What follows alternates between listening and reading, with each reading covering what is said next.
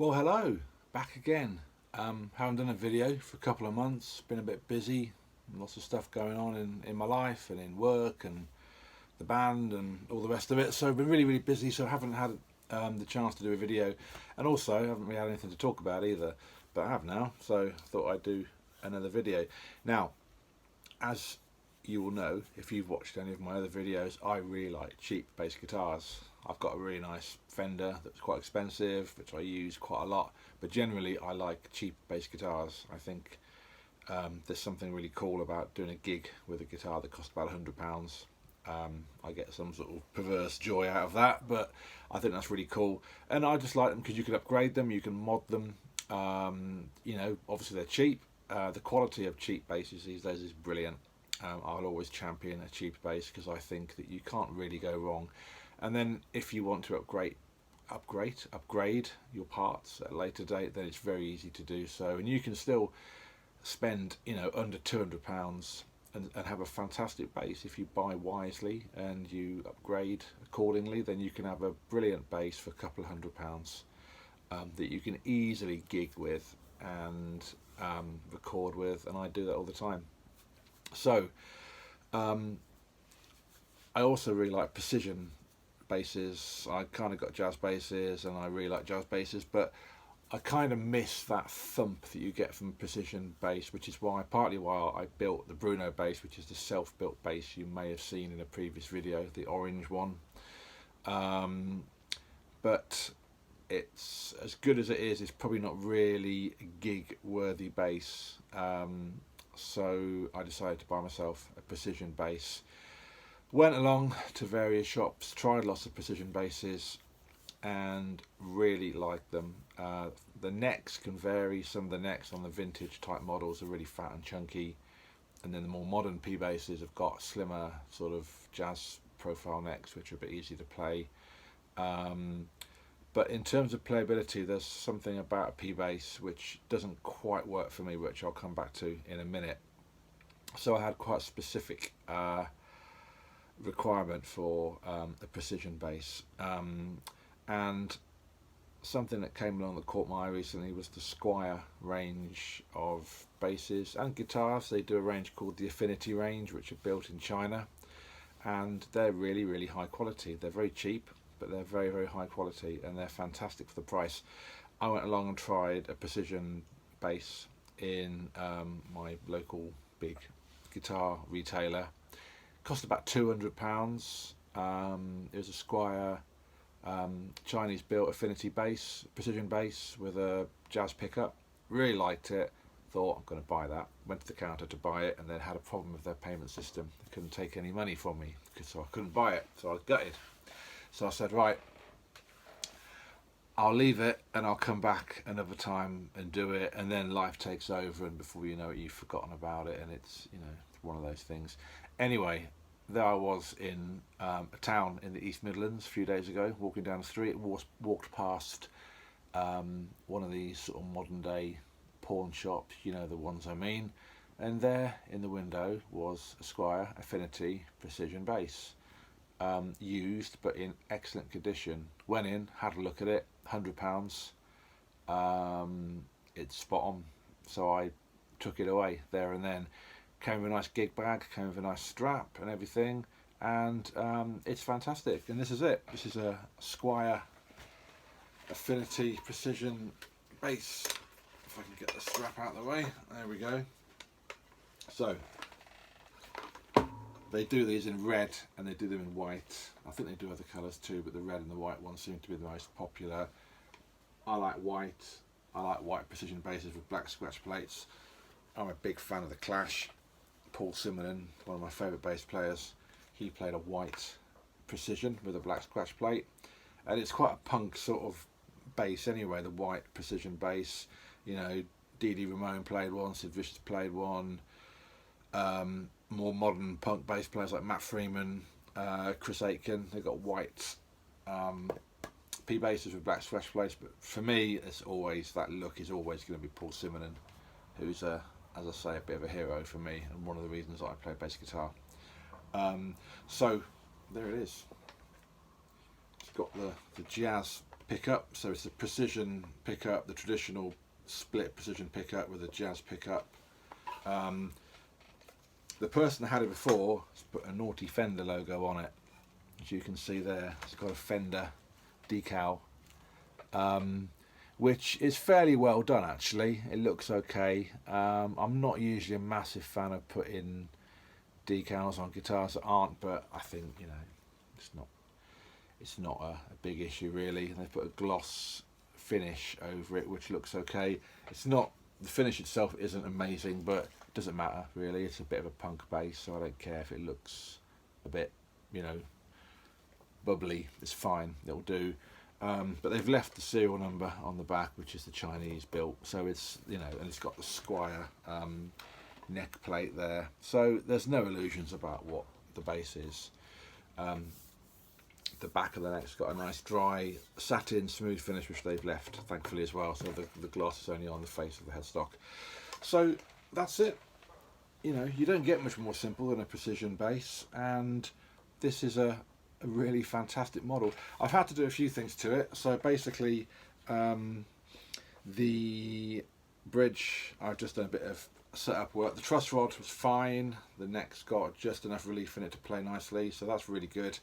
All I've done is sorted out the intonation and lowered the strings slightly, just at the pickup height, because the pickups were really high. They were touching the strings nearly.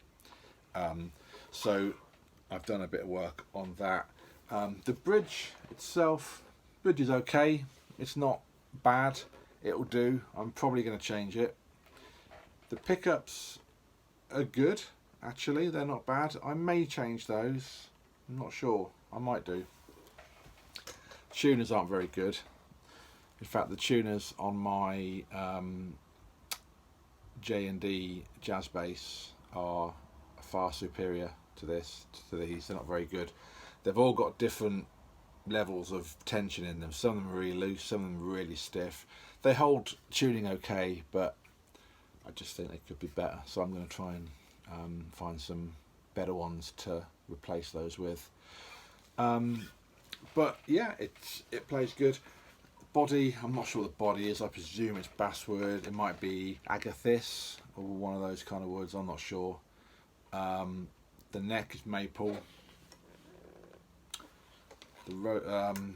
The fretboard is not rosewood. I think it's a rosewood lookalike. I'm not sure what it is, but it doesn't really matter. And yeah, it's I'm pretty pleased with it. Well, I'm really pleased with it. I've already gigged it actually. I gigged it at the weekend, and it performed very well. Sounded good. Sounded nice and punchy. And it looks the part as well. So yeah, I'm gonna stick with it. Came with these straps, which is like one of these quick release DiMarzio straps, where the strap is actually attached directly to the guitar, which at first I wasn't too keen on the look of that, but actually I think it's quite cool, and it all adds to the sort of punk aesthetic, which is what this guitar I think is gonna do really well. Now the reason that I wanted this configuration is that when I found I've played precision basses before, I'm not, when I play with a pick it's okay, you just play with a pick, but when I play with my fingers I like to anchor my finger somewhere around here. And when you've got, because I'm used to playing jazz basses, I always put it there, used to playing Music Man Stingrays, the pickups there, anchor your thumb, there you go. Playing a P bass, you've got to anchor your thumb much more forward, which I don't find comfortable. So having a P bass pickup is really handy because it acts as a thumb anchor. Now I haven't used a pickup on this, and I'm not going to, because I don't want a jazz bass sound really. I wanted a P bass sound. So this pickup is left off, or have left the volume down on this permanently and just played with this pickup, so you get the P bass tone and the thump and all the bass and the kick you want. You know, I could use that if I wanted to, but really that just acts for me as a nice handy finger anchoring point. So let's have a quick listen. Got this playing through a little practice amp, little Ashdown practice amp. Everything's on flat, all the EQ, the gain, everything, so it's nice and flat. There's no compression, there's nothing else on it. So you can see if I put the Right, so P bass pickup only, tone on full, nice thump. Now as I said, I tend to play sort of here. Playing here you get a tighter sound.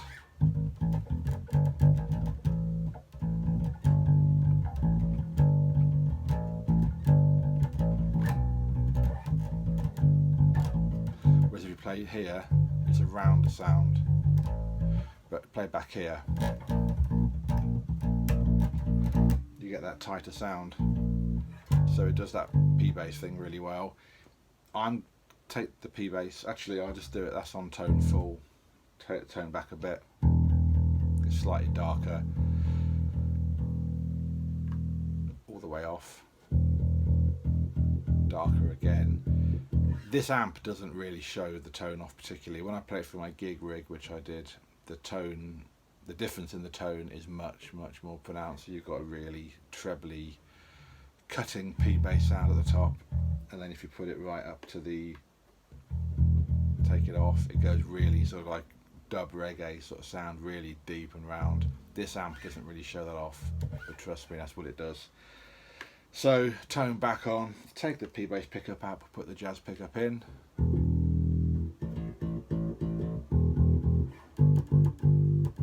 It's got that tighter sound to it really. Take that back out, put the P bass back. So P bass, jazz bass. So you can kind of hear the difference. Put them both on together. You get quite a nice tone as well. It's different to a jazz bass. When you have both jazz bass pickups on at the same time, you get that sort of honky, jazzy, bassy sound, which is, you know, really famous. You don't really get that on this when you have both pickups because it's two different styles of pickup. But it's quite a nice usable tone. But I just want the P bass tone, which is what I got this for really. So yeah, it's a really good bass. I'm really pleased with it, and I mean for the price, it's incredible really. For, you know, even if you bought it new for £200, it's pretty damn good. Paying what I paid for it, it's an absolute bargain. So it can't go wrong. Yeah, it's pretty light. I've not weighed it actually. I've not weighed it. It's certainly lighter than my Fender Jazz. It's certainly lighter than my J&D Jazz.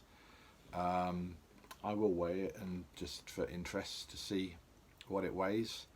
But I did an hour-and-a-half set with it at a festival on Saturday without a break, and it was fine. Didn't have any problems at all, and I've got a bit of a dodgy shoulder at the best of times, and it was fine. It's got a nice wide strap, you know. Oh, the other thing it came with, so yeah, it came with a strap. It also came with a gig bag, which is, you know, it's a pretty basic gig bag made by Stag, but it's fine, really good, and for the price I paid for it, it's spot on. So I'm very pleased with it. So yeah, so that's my my Squier Affinity with a naughty Fender logo, Squier Affinity PJ configuration precision bass. Definitely recommended. If you fancy getting one, go and treat yourself. All right, thank you. Bye bye.